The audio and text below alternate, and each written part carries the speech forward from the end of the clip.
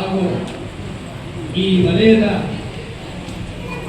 ಉಸ್ತುವಾರಿಗಳಾದಂತಹ ನಿಮ್ಮೆಲ್ಲ ಚೈತನ್ಯ ಚೆಲುವೆಯಾದಂತಹ ಕೇಂದ್ರ ಮತ್ತು ರಾಜ್ಯ ಉಸ್ತುವಾರಿಗಳಾದಂತಹ ಅಶೋಕ ಚಕ್ರವರ್ತಿಯವರಿಗೆ ಮತ್ತೆ ನಿಮ್ಮೆಲ್ಲರಿಗೂ ಕೂಡ ಭೀಮ ವಂದನೆಗಳನ್ನು ಸಲ್ಲಿಸ್ತಾ ನಾನು ನಮ್ಮ ಬಹುಜನ ಸಮಾಜ ಪಕ್ಷದ ರಾಷ್ಟ್ರೀಯ ಅಧ್ಯಕ್ಷರು, ನಿಮ್ಮೆಲ್ಲರ ಜೀವನಾಡಿ, ಉಕ್ಕಿನ ಮಹಿಳೆ, ಧೀಮಂತ ನಾಯಕಿಯಾದಂಥ ಅಕ್ಕ ಮಾಯಾವತಿಯವರ 70ನೇ ಜನ್ಮದಿನೋತ್ಸವದ ಅಂಗವಾಗಿ ಮಾತನಾಡಲು ಉತ್ಸಾಹಭರಿತನಾಗಿದ್ದೇನೆ. ಬಂಧುಗಳೇ, ನಾವು ನೀವೆಲ್ಲರೂ ಕೂಡ ಸಾಮಾನ್ಯ ಕಡುಪಟದ ಕುಟುಂಬದಿಂದ ಬಂದು ಇವತ್ತು ಅಲ್ಪ ಸ್ವಲ್ಪ ಪ್ರಜ್ಞೆಯಿಂದ ಇಲ್ಲಿ ನಾವು ಸೇರಿದ್ದೇವೆ. ಈ ದೇಶದಲ್ಲಿ ಎಲ್ಲರೂ ಕೂಡ ಅವರವರ ಜನ್ಮ ದಿನೋತ್ಸವಗಳನ್ನು ಆಡಂಬರವಾಗಿ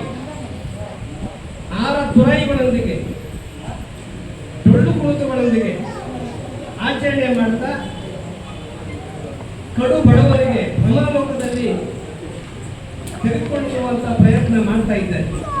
ಆದರೆ ಇವತ್ತು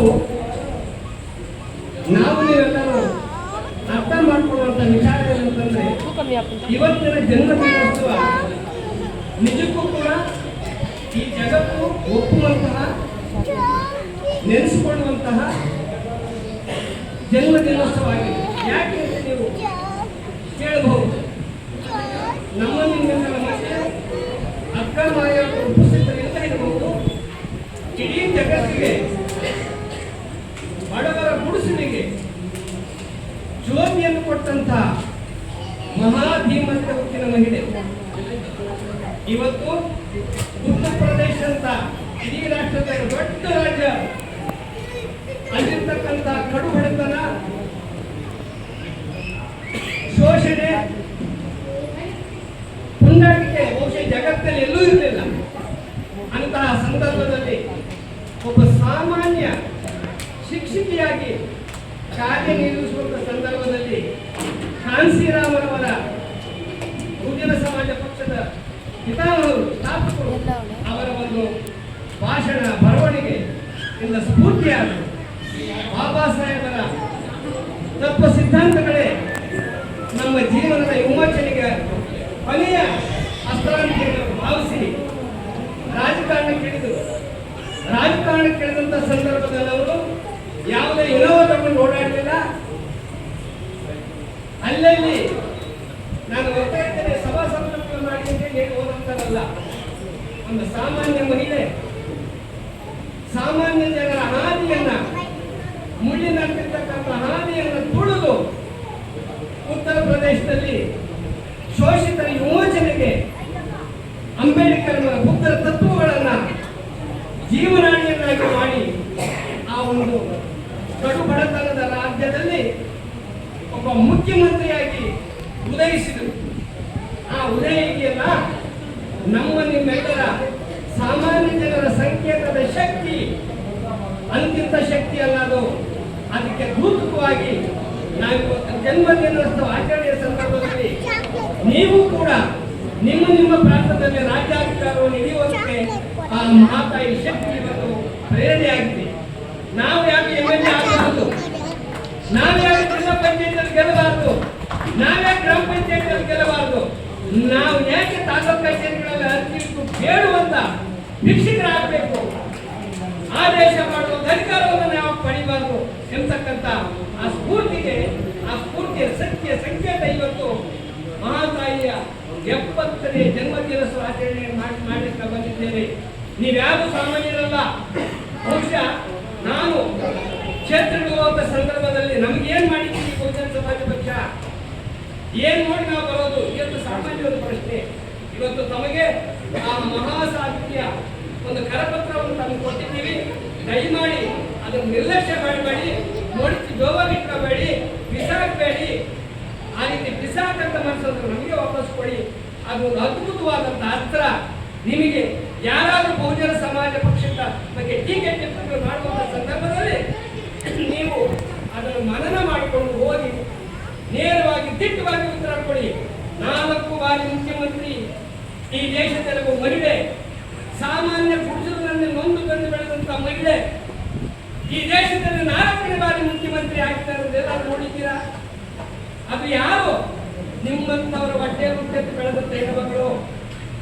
ನೀವಾದರೂ ಇಲ್ಲಿ ಒಂದು ಕಾರಿನಲ್ಲಿ ಬಸ್ಗಳಲ್ಲಿ ಬಂದಿದ್ರ ಆ ಮಹಾತಾಯಿ ಕಾಲ್ನಡಿಗೆ ಓಡಾಡುವಂತ ಶಕ್ತಿ, ಆ ಶಕ್ತಿಯ ದೂತಕವಾಗಿ ಇವತ್ತು ನಾವು 70ನೇ ಜನ್ಮ ದಿನೋತ್ಸವವನ್ನು ಆಚರಣೆ ಮಾಡ್ತಾ ಇದ್ದೀವಿ. ಬಂಧುಗಳೇ, ಮಾತಾಡೋದು ಜಾಸ್ತಿ ಇದ್ದಾರೆ. ನಮ್ಮ ಅಶೋಕ ಚಕ್ರವರ್ತಿ ಪೂರ್ಣವಾಗಿ ತಮಗೆ ನಮಗೂ ಕೂಡ ಅವರು ಗುರುಗಳಾಗಿದ್ದಾರೆ ಹೇಳ್ತಾರೆ. ಹಾಗಾಗಿ ನನ್ನ ಕಳಕಳಿಯ ಮನವಿ ಏನೆಂದರೆ, ಈ ಜನ್ಮ ದಿನೋತ್ಸವದ ಆಚರಣೆ ವೈಭವೀಕರಿಸೋದು ಬೇಡ. ನೀವು ಆ ಕರಪತ್ರದಲ್ಲಿರ್ತಕ್ಕಂಥದ್ದನ್ನು ನಾವು ಓದಕ್ಕೆ ಬರ್ತಾ ಇದ್ರೆ ರಾತ್ರಿ ಹೊತ್ತು ಲೈಟ್ ಆಗಿ ಜೋರಾಗಿ ಓದಿ 10 ಸಾರಿ ನಾವು ಅದನ್ನು ಜೀರ್ಣಿಸ್ಕೊಳ್ಳಿ. ಜೀರ್ಣಿಸಿದ ನಂತರ ಆ ಒಂದು ಶಕ್ತಿ ಇದೆಯಲ್ಲ, ಈ ಶಕ್ತಿ ಇಡೀ ಜಗತ್ತಿನ ಶಕ್ತಿ. ಅದು ಆ ಶಕ್ತಿ ನಿಮ್ಮಂಥವರ ಹೊಟ್ಟೆಗಳಲ್ಲಿ, ನಿಮ್ಮಗಳ ಮನಸ್ಸುಗಳಲ್ಲಿ ಬೆಳೆದು ಬೆಂಬಲವಾಗಿ ಈ ದೇಶವನ್ನ ಆಳುವಂತ ಶಕ್ತಿ ನಮಗೆ ನಾವು ಪಡಿಬೇಕಾಗಿದೆ. ಬಹುಶಃ ನೀವು ಈ ನಿರ್ಧಾರ ತಗೊಂಡಿದ್ದಾದ್ರೆ 100% ಹೇಳ್ತಾ ಇದ್ದೀನಿ, ಈ ಸಾಮಾನ್ಯ ಶಕ್ತಿ ಒಂದು ಕೂಡಿದೆ ಅಕ್ಕ ಮಾಯಾವತಿ ದೆಹಲಿಯಲ್ಲಿ ಪ್ರಧಾನಮಂತ್ರಿ ಆಗುವುದು. ಬಹುಶಃ ಇವತ್ತೇನು ಸರ್ಕಾರಗಳು ಮಾಡ್ತಾ ಇದ್ದಾರೆ, ಅಕ್ಕಿ ಕೊಡೋದು, ಬಟ್ಟೆ ಕೊಡೋದು, HMT ಬಲ್ಬ್ ಕೊಡೋದು, ಆ ತಾಯಿ ಅದು ಮಾಡಲಿಲ್ಲ. ಶಾಶ್ವತವಾಗಿ ಸ್ವಾಭಿಮಾನವಾಗಿ ನೀವು ಒಪ್ಪುವಂತ ಒಂದು ಭೂಮಿ ಯೋಜನೆ ಇರ್ಬೋದು, ನೀವು ಪ್ರಜ್ಞಾವಂತರಾಗಿ ನಡೆಯುವಂತ ಒಂದು ಶಿಕ್ಷಣ ವ್ಯವಸ್ಥೆ ಇರಬಹುದು, ನಿಮಗೆ ಕಾನೂನು ಏನಂತ ಅರಿವುಗೊಳಿಸ್ತಕ್ಕಂಥ ಬಾಬಾ ಸಾಹೇಬರ ಸಂವಿಧಾನದ ಅಚ್ಚಳಿಯ ಸ್ಪಷ್ಟವಾಗಿ ಆದೇಶ ಮಾಡುವಂತ ತತ್ವಗಳಿರ್ಬೋದು, ಆ ತಾಯಿ ಗರ್ಭದ ನೋಡುವಂತಾಗಿದೆ. ಅದರಿಂದ ಇವತ್ತು ಲಕ್ನೋದಲ್ಲಿ ಒಂದು ಕರೆ ಕೊಟ್ರೆ 30 ರಿಂದ 40 ಲಕ್ಷ ಜನ ಇವತ್ತು ಆ ತಾಯಿಯ ಬಗೆಗೆ ಬೆಂಬಲಿಸ್ತಾರೆ. ಇದಕ್ಕೆ ಸಾಕ್ಷಿ ಆ ತಾಯಿ ಮಾಡಿದಂಥ ಸಾಧನೆಗಳೆಲ್ಲ ಮುಂದೆ ಇದ್ದಾವೆ. ಮೊನ್ನೆ ಲಕ್ನೋದಲ್ಲಿ ಅಧಿಕಾರದಲ್ಲಿಲ್ಲ ತಾಯಿ, ಕುಂತಲ್ಲೇ ಕರೆದಿರುವ 20 ಲಕ್ಷ ಜನ ತಮ್ಮ ಊಟಗಳನ್ನ ಗೆಟ್ಟುಕೊಂಡು ಸೇರಿದ್ದಾರೆ. ಅಂದ್ರೆ ನಾವು ಸುಮ್ಮನೆ ಇರಲಿಕ್ಕಾಗುತ್ತಾ? ದಯಮಾಡಿ ತಾವು ಈ ನಮ್ಮ ವಲಯದಲ್ಲಿ ಎಲ್ಲಾ ಜಿಲ್ಲೆಗಳಲ್ಲೂ ಕೂಡ ನೀವು ನಿರ್ಲಕ್ಷ್ಯಕ್ಕೊಳಗಾಗದೆ, ಇದಕ್ಕೆ ಹೇಳ್ತಾ ಇದ್ದೀನಿ, ಎಲ್ಲರೂ ಕೂಡ 40 ಕಾಲಘಟ್ಟ ದಾಟಿದ್ದೀರಿ. ಇನ್ನೂ 10 ವರ್ಷ ಇರಿಸಿ ಸ್ವಾಭಿಮಾನ ಶಕ್ತಿ ಅಂತಲೇ ನಮ್ಮ ರಾಜಕಾರಣ. ಅದೇ ಬಹುಜನರ ಸಂಕಲ್ಪ.